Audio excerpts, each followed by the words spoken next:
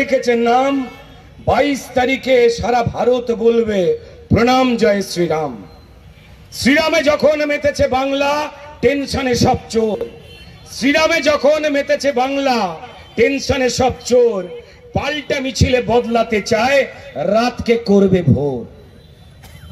রাম তো সবার, রাম তো আবেগ, রাম মানে সম্প্রীতি, তাহলে চোরের মিছিল কিসের, কেন এত ভয় ভীতি?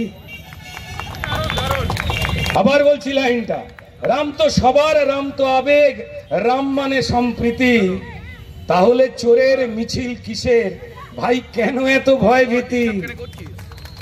ভয়ের কারণ, ভয়ের কারণ হাজার রাবণ, যারা খায় গরিবের রক্ত, বুঝে গেছে তারা রামের তাড়ায় চোরেদের বাঁচা শক্ত। রাবণের যত ভাই বা ভাইপো দরজায় দেয় খিল, রাবণের যত ভাই বা ভাইপো দরজায় দেয় খিল, পিসিয়ার কাকু করে হাঁকু পাকু, হয়েছে তো মুশকিল।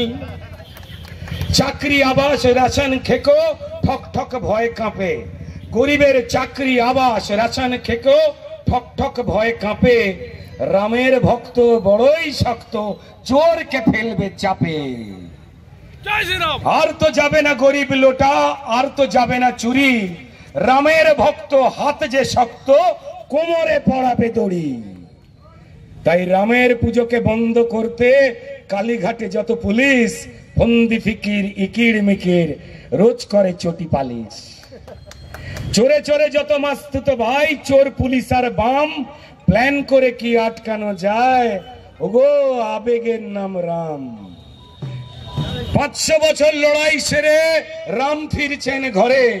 আমাদের লড়াই ছিল 500 বছরের উপরে, আমাদের ন্যায়ের লড়াই ছিল। লক্ষ লক্ষ সনাতনী প্রাণ বলিদান দিয়েছে সত্যকে প্রতিষ্ঠা করবার জন্য। আর আমাদের দেশের মাননীয় সুপ্রিম কোর্ট দুপক্ষের যুক্তি, তর্ক, কাগজ, প্রমাণ সমস্ত কিছুকে দেখবার পর বলেছেন যে হ্যাঁ, এই জমি রামেরই ছিল।